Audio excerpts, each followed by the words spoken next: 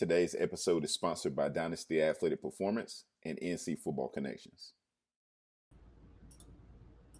Hello, everyone. Welcome to the Off-Season 365 podcast. Be sure to follow us on X, YouTube, and Spotify. Today, we have a special guest. We have Coach Jonmarch, correct? Jonmarch, like two names, but one. Okay, yep, Jonmarch. All right, then, sorry about butchering. All right, but You're we good. have Coach Jonmarch, Rasberry, director of strength and conditioning at Jackson Christian School in Jackson, Tennessee. I got that right. Coach, how you doing today? Good, man. How about y'all? How's the weather over in North Carolina? We were kind of discussing a little bit beforehand, but yeah, we're still trying to unthaw a little bit, and I know you guys over there in Tennessee got hit with a lot of ice, and yeah, we were discussing that before we went live, man. But appreciate you for asking. We're still trying to figure out a way to overcome the weather over here, which made for great pod and weather, by the way. So. Yeah, absolutely, man, absolutely. All right, Coach. Well, let's go ahead and get into it. But before we do that, before we get into strength and conditioning, always a popular topic on this show, give our listeners a quick snapshot of your coaching journey up until this point. Sure. So 2017, I interned at my alma mater as a D3 strength intern. I was graduating with a degree in kinesiology. Nice. Kind of worked and bounced around from different places. I worked in acute PTs. I was a personal trainer for a little bit. I actually went into education when I met my wife. Nice. So I could, coach football. I played football for 13 years, went on to play D3 football. And just kind of fell in love with the weight room as times has kind of gone on. As time's gone on, I was coaching football, helping with the weight room. I have a little bit of that strength and conditioning background, and I just kind of noticed a need for the high school strength and conditioning coach. So I started looking into more of that NSCA, CSCS, things to do with the NHSSCA, that organization. So it's all led to this moment here to where I'm a full-time director of strength and conditioning at a local private Christian school. Love it, man. Love it. And there's a lot of growth since I've been coaching. I've been coaching for now going on 16 years, and just the attention to details for strength and conditioning in the high school realm is tremendous. All right. So appreciate you for hopping on to talk a little bit about it. So let's go ahead and get into it. So my question is, what should a well-rounded strength and conditioning program look like for multi-sports high school athletes? So when we start looking at multi-sport athletes, I look at movements, right? There's foundational movements that every athlete should be able to do. They should be able to hinge, squat, push, pull, horizontal push, horizontal pull, vertical push, vertical pull, and sprint, carry, crawl, rotate. They should be able to do all those things. So I think that's where we set the foundation for our program here at Jackson Christian, is that I look at movements for our kids, not so much of like, what sport are you going into, or whatever. It's more of, here's your foundational movements, and I'm just going to dose it, just like a doctor does for medicine. I kind of view exercise as medicine. It's like, I'm just going to give you a dose of what I think you need at that particular time of the year, because in the off season, volume's a little bit more up. We want to, gain a little bit more muscle than we're, instead of, middle of in season where, we don't want so much volume.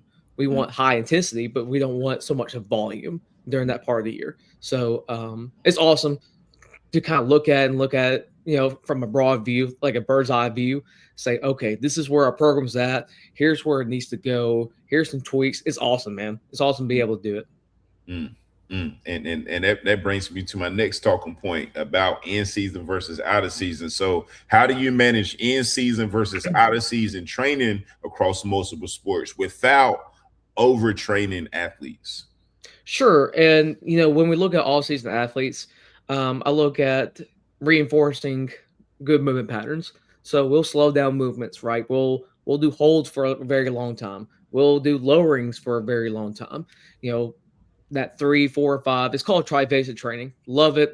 That's one of the few things that I kind of nitpick and say, okay, this is what we're going to do in our program because of XYZ reason. And then when I look at in-season training, sport is played really, really fast. So Mm, I want to mimic that in our own training. And, I want us to move heavyweight, right, in season because that's part of it, right? I don't want us to lose strength. Actually, a lot of our kids have gotten stronger as the season has gone on. But also, I look at some of our, barbell movements, squats, stuff like that, and say, okay, we need to move sub maximal weight really, really fast mm. because that's what sport is. It's moving sub maximal weight Yes. really, really fast. And we do a lot of that in season as well. And one of the other differences in the off season, I take a look more of that bilateral movements, Hmm. your back squats, front squats, searcher squats, whatever. And then when I look in season, I look at that unilateral movements. So your lunges, Bulgarian split squats, things of that nature. I think Bulgarian, single leg unilateral training is a lot. It's a like the best bang for your buck when it's Agreed. in that portion of the season. Volume super low, intensity super high. Mm, So we get the most out of that training. mm, nicely stated. So my next question is, what role does speed, agility, and movement training play compared to traditional weight room lifting at the high school level? So I love that question Mm, because the fact that I tell our kids said we use the weight room to get really fast. We yes. used to move the weight room so we can be more proficient in movements when it comes to the field, court, etc. Hmm. I know this is more of a football podcast, so I tried to relate it more towards football.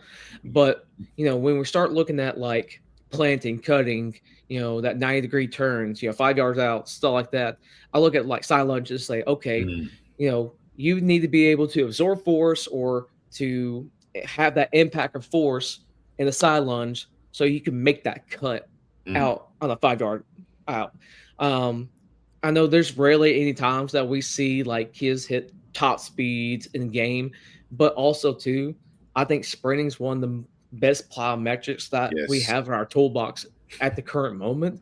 Hmm. And we sprint kids 2 times a week, and I mean I think that's been a game changer. Of like Yes. we got really good kids, and our coaching staff is really really good, and it just kind of bumps up just a little bit. And I couldn't tell you how many times this past year I've gotten compliments, not just from football, but like our basketball team, our volleyball team. It's like your kids look quick. They look fast. I Mhm. said, thank you. So um, Like it. I think, but that was just an important part. Like we use that weight room to Mhm. be so robust and Yeah. hammer movements, so we can be fast on the field.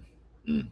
Well, the thing about it is the biggest misconception is that football is just football, that athletes are just playing football and that's it. Well, more now than ever before, when college coaches are looking for football players, they're looking for the best possible athlete that can play football.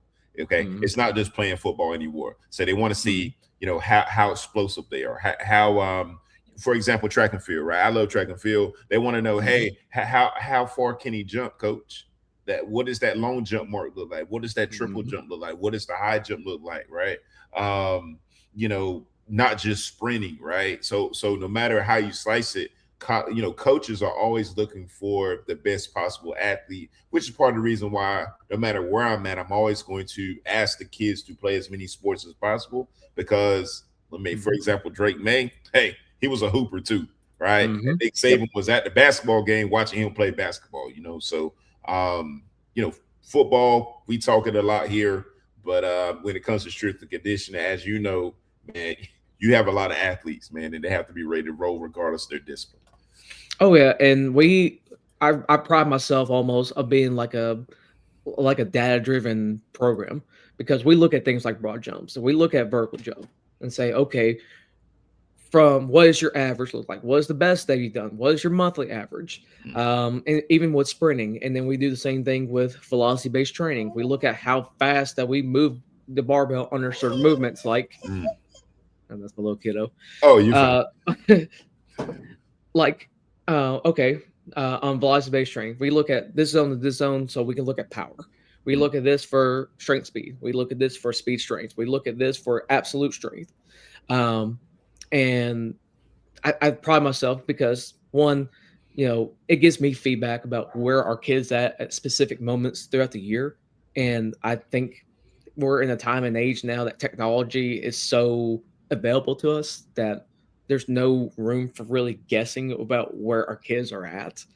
Um, and two, it gives the kids feedback saying, okay, well, I jumped 30 inches today, but I'm jumping 26, or I've jumped 30 yesterday, but I jumped 26 today. So why is that? It's like, okay, that opens up conversations for me saying, okay, what did you do the night before? Did you get a good night's sleep? What's going on, at home? And we start to have that relationship. And I think that's huge for our program here. I agree wholeheartedly on that. But as you know, Coach, you know, you know, working in the high school, for the most part, no matter if you're private or not, you get what you get. Yep, So how do you progress athletes safely from, let's say, middle school to the varsity level training? Like how do you bring them along? sure, sure. So, hey, that little kid walked in. It's all good. So I actually had a moment to kind of dip down my toe into the middle school range, Nice. about seventh, eighth grade ish. I really look at training age for our kids. So how long have they actually been training? Mhm. So we it's called long term athletic development, LTAD as some of it call it. The first about year, I'm really concerned about movement patterns for our kids. We put them on a body weight, band, and dumbbell program. Most of them won't touch a barbell till they're about a year in, Mm, if not maybe 6 months in, if they're really kind of advanced along. And you can kind of start to tell some kids mature, quicker than others. You always get that one kid that is a seventh grader. He's already 6'1". He's taller than I am. I have to look up to him to mm, coach him. And sometimes they progress just a little bit quicker than some of these other kids, and that's fine. Um, that's why we have the technology that we do and the resources that we do. So, we can provide a really well-rounded program for that nice. kid that's ready for that. Mm, But also too, just because a kid's a sophomore and they look the part, I'm not going to assume that they have the foundational movements of hinging, of squatting, of benching, pressing, all that sort of stuff. So we'll go through like a series of programs. We may start with starting strength. If they're really low in capacity, like they never played sport before, we'll go 1 by 20 program. And all those are just tools in the tool bags that I have in case of different situations.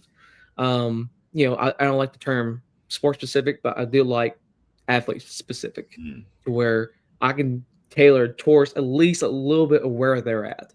Maybe not to the nitty gritty of it, but I can get as close as possible to what they need.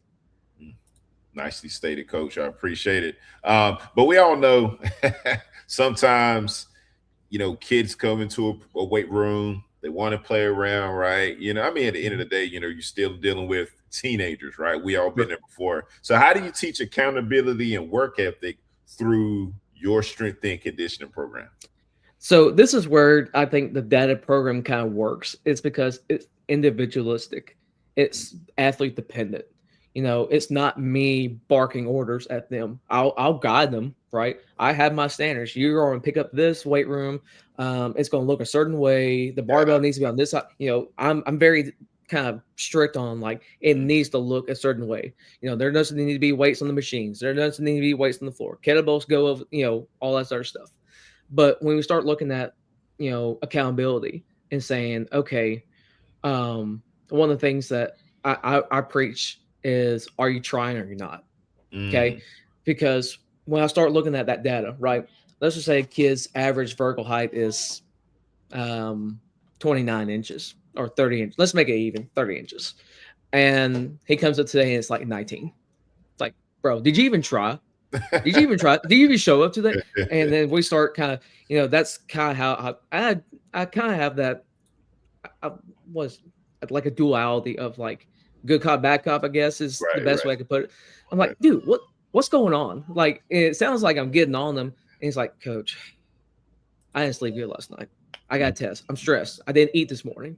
Those are some of the things that kind of pop up. And I was like, Yeah, okay, but you understand, like, you come in, I only get like 30, 35 minutes of class. that's You it. That's it. understand that, like, the time we have is valuable. I don't have time Valuable. to sit, Mhm. and so that's how I kind of get that message across. It's like, one, I understand. I'll meet you where you're at, but if you're here, you're going to try. And if Mhm. you're not trying, then I'm going to let your sport coach know. And if your sport coach don't do anything, then you're going to hear me bark at you for the rest of the year. You know what I'm saying? Like, but but I think that's where our program works, is because it's dependent on them and their efforts. And that's why I preach. Like, this is on you. Whatever you bring into this weight room is exactly what you're going to get out of it. Ah, So if you want there you to have done everything, okay, that's exactly what you're going to get. go. Exactly. You get out what you put in, man. And for the athletes that are that's going to listen to this show, you get out what you put in, right? So Mm. so if you don't give the effort, you can't be upset when you don't get the results you desire. Like, there's Yep. no shortcuts, you know. Yep. But coach, what are the biggest misconceptions about strength training for high school athletes that parents or coaches also, often have? Oh gosh, man. Yeah, The and I two, know there's a rabbit hole, but what is uh, the more common misconception that you see? oh gosh. I've had that girls shouldn't strength train because it'll make them too bulky. I've Yeah. had that creatine's not safe. Hmm. I've had that baseball players shouldn't overhead press or do any benching. Those are the three that kind of stick, or they stunt growth or something like Yeah. that. That those are the few that kind of come to mind. And generally, I want to try to educate our parents, admin, coaches, kids about some of those things, when it comes to like the latest research. And even on social media, I know that LSU baseball kills it Yeah. at their program, and they got pitchers benching 225 plus over there. And I mean, it's sick. It's awesome to watch. But I get kids that come in there. It's like, well, so and so from this D2 school don't Yeah. bench. I was like, yeah, well, the National World Series baseball team just won, and this pitcher's benching 225 before he pitches. So, um, And the relieve and the bullpen, they all benching that. So what are you talking about, yeah, man? yeah. Or coach, I So don't want to lift weights because it'll throw my jumper off. Like, what? that was one I got to, was messing my shot, and I was like, whatever. But you want to drive in and dunk on the trees, man. But uh so what advice would you give sports coaches and parents to best support long-term athletic development rather than short-term wins? Just education, I think, is really. I mean, you don't have to go out and go to clinics and do this other stuff, but at least kind of update yourself about Yeah, what are some of the current trends that are going yeah, around. important. What's current research saying? Mhm. Especially if you have someone that's a sport force professional, saying, okay, well, according to the research, the last 5-10 years, they have seen XYZ Mhm. thing. And even keeping up in trends in sports, just like the LSU baseball team saying, okay, well, they're doing this and they're winning. Why are they yes, they are talented players, like, Yeah. they're going to be But really good. talent enough. Talent alone is not enough. It's just not Correct. on that level. It's just not. Correct. So what was that separator? And and again, bias, but I think that strength and conditioning portion of it and understanding like what needs to be done is that separator. Mm. Nicely stated. Well, coach, before I let you go, love asking this question to all my guests. What advice would you give someone who wants to build a strength and conditioning program? Kind of the same answer, but like educate yourself. Like, go experiment with different programming methods. Train yourself, man. Get underneath the bar. That was a lesson I learned the hard way, kind of. After I got done playing, college football, I took time away from the weight room, so I ain't doing that ever again. I got no one barking at me. I ain't doing that again. But I got to a point to where like, okay, I really need to do it for myself so I can tell my kids Mhm. that this is what they're supposed to feel like. And I also have a rule of thumb that if I can't demo the exercise, and this is me being a young 20-year-old, that if I can't demo the exercise, then I shouldn't ask an athlete to Mhm. do it. Mhm. So a lot of the demos and like some of the live sessions and stuff like that, I'll do myself Mhm. and show kids what they're supposed to be doing. Quick funny story, but I had a kid doing zercher squats. I think he got up about 185 or 225, something like that. I told him, said, man, you're moving that barbell way too fast. You need to kind of put on a little bit more weight. He Mhm. goes, how about you do it? Ah, here we go. And I said, all right. Everyone's eyes I lit up. Huh? was like, all right, let's buckle up. I think I put on 225 or 235, something like that. Wrapped it out for about maybe 8 reps and put it down. Said, don't ever call me out again. Just walked off. But I think, but I mean, applicable reason why we should train ourselves is Yes. because there are situations that come up like that, saying, Mhm. well, you can't do it, why are you asking me to do it? And I just didn't, I never wanted that for my kids. Yeah. I love it, man. Great story, coach. Great score. Well, thank you for listening to the Off Season 365 podcast. I'm Coach Simmons here with Coach Rasberry. Man, we are signing off. Appreciate you, man. Today's episode is sponsored by Dynasty Athletic Performance and NC Football Connections.